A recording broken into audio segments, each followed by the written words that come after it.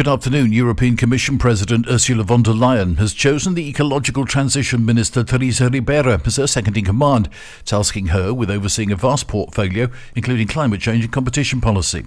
Ribeira, a socialist politician, will be the new Commission's first executive vice president, responsible for a clean, just and competitive transition, so von der Leyen said this morning. She will also be responsible for competition policy.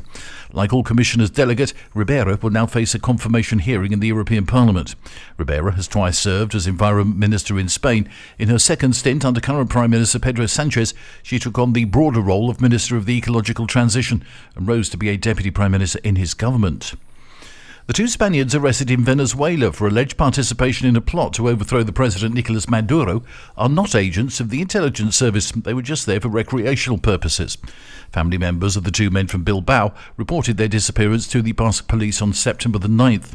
The Spanish embassy in Caracas is still working to confirm the identity of the men and also find out details about the exact circumstances of their arrest and to arrange all necessary assistance. The Basque government is in contact with the families of the men to provide the necessary support. The arrest of the two tourists took place in the midst of a diplomatic crisis between Spain and Venezuela. The head of Banco Sabadell said it was highly unlikely that the larger rival BBVA would succeed in a multi-billion euro hostile bid for his bank. I think the chances of the operation being successful are very slim, so Sabadell's CEO Cesar González Bueno told a banking event in Madrid yesterday. BBVA's country manager for Spain, speaking on the same panel, however, said he was confident that the acquisition would go ahead. In April, BBVA launched a 12 billion euro bid for all Sabadell shares, which turned hostile back in May. It was met with opposition from the government, but was given the green light by the European Central Bank on September 5th.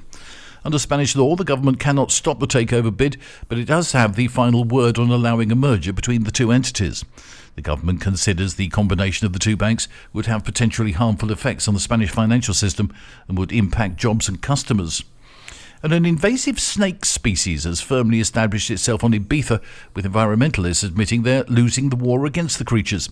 A massive effort was made to clear the island's shores of the reptiles, with over 500 volunteers participating in the eradication project in recent months. Snake traps were set up in rural areas this summer to capture as many of the creatures as possible. However, a local environmental organisation says the situation is practically unsolvable. Conservationist scientists and the Balearic Islands government believe the snake invasion began when wealthy property owners started planting ancient olive trees imported from the mainland in their gardens. That's the latest from TRE. I'm Bob James.